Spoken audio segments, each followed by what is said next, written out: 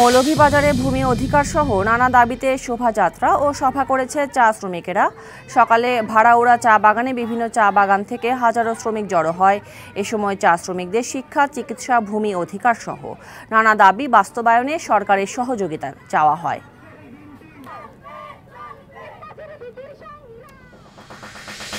ঢাকাকে পরিকল্পিত নগরীতে রূপান্তরের জন্য কাজ করবেন বলে জানিয়েছেন রাজউক চেয়ারম্যান অবসরপ্রাপ্ত major general doctor Mohammad Siddiqur Rahman Sarkar. পরিবেশ বান্ধব সুন্দর শহর করার জন্য ঢাকাকে ৮টি জোনে ভাগ করে কাজ করবেন বলে জানান তিনি।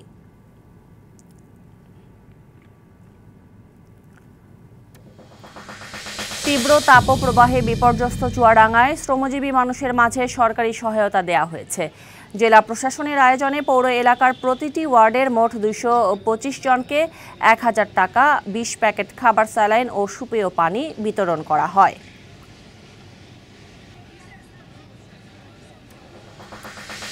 তীব্র তাপপ্রবাহে তৃষ্ণার্ত শ্রমিকদের মাঝে পানি ও তরমুজ বিতরণ করেছে রংপুর জেলা যুবলীগ। দুপুরে নগরী জাহাজ কোম্পানির মোড়ে মানুষের তৃষ্ণা নিবারণে এই উদ্যোগ নেয় যুবলীগ। তাপমাত্রা সহনীয় পর্যায়ে না আসা পর্যন্ত মানবিক এই কার্যক্রম অব্যাহত রাখার কথা জানান তারা।